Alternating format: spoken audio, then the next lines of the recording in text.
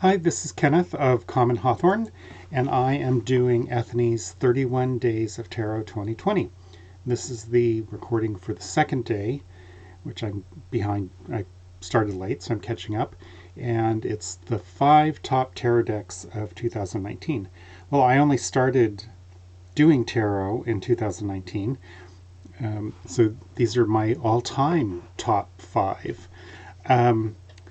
I will start from the bottom. I did actually rank them with the Smith Waite Centennial.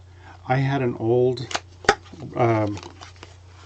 Rider-Waite Smith deck, and when I started doing tarot again, I bought other decks, but then was like, thought, well, I should pay attention to this. I just didn't like it. It just no longer clicked in any way. And then I picked up these when I was on a trip, and I really like, got to do something about that glare.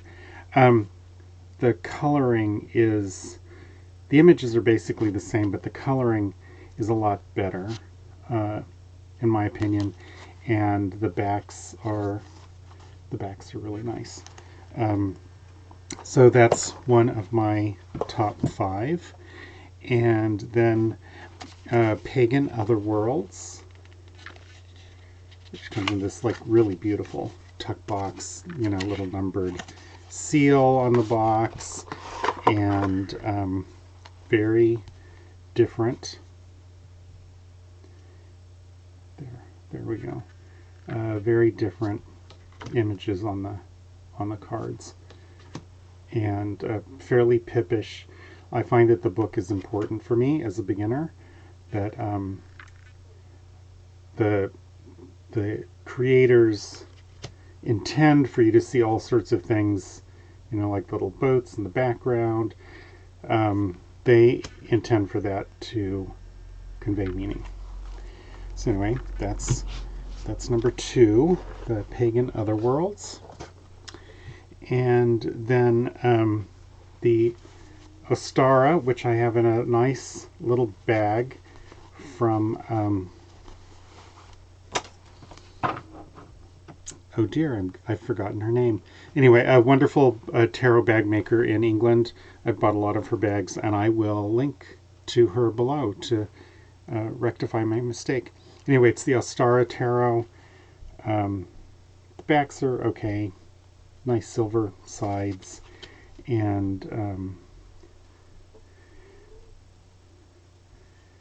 more glare. Sorry about that. I need to learn how to do this better. The Ostara deck, if you don't know, is multiple creators. So I think each of them took a suit, and then they divvied up the majors, and anyway,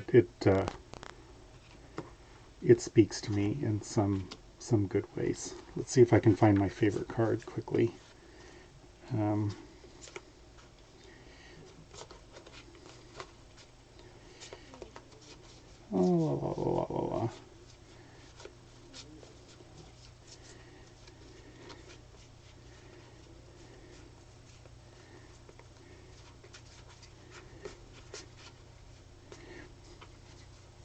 Nope. Oh well. Sorry. I've got to get better at prepping for this, doing videos, I guess.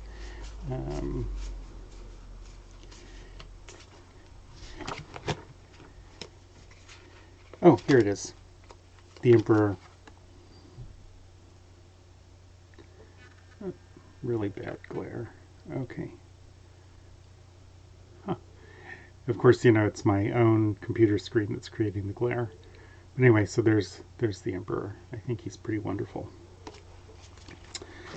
So that was number 3. For number 2 is a deck that I only got this fall, and immediately really kind of fell in love with it. This Might Hurt. It comes in this great box. Very substantial little book.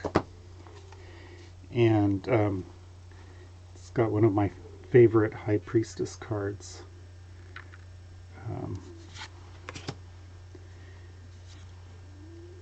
I find it a really wonderfully inclusive feeling deck, clearly very close to Rider-Waite-Smith.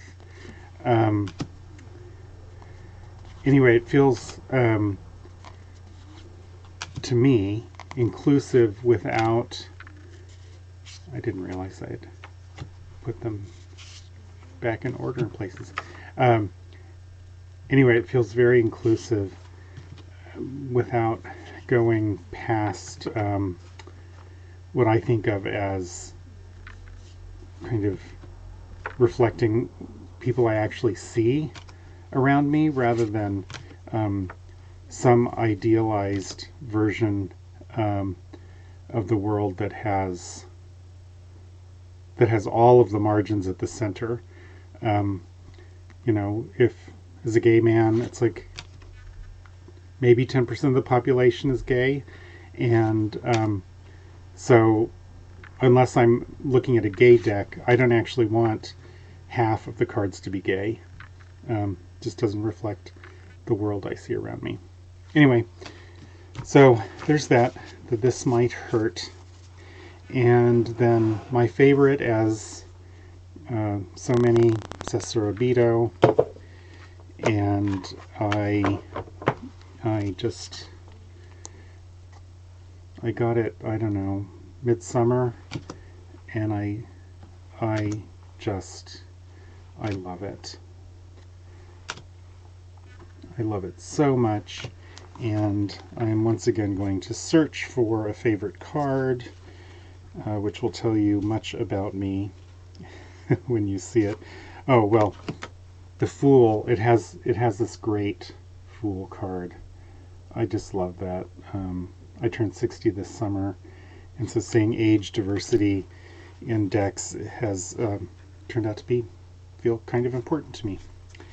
And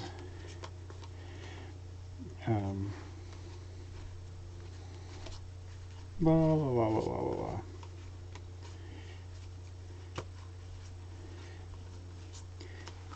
And here we go with my favorite card, which some people I've seen say that they specifically, that this card does not work for them, that they don't like it. There we go. Getting rid of some of the glare. The Devil card, to me, that just speaks volumes about obsession and desire. Something that may or may not be really good for you, but anyway, there you have it. TMI. So those are my 5 top decks, and an honorable mention to the Tarot of Durer, which really got me excited when I found out about it. It was an early acquisition when I decided to re-explore tarot, and even though it doesn't make one of my top 5, it's definitely runner-up, and in a later video I will actually show some of them because it was a most used deck. Anyway, that's it for day number 2 of Ethony's 31 Days of Tarot 2020. Thanks for stopping by.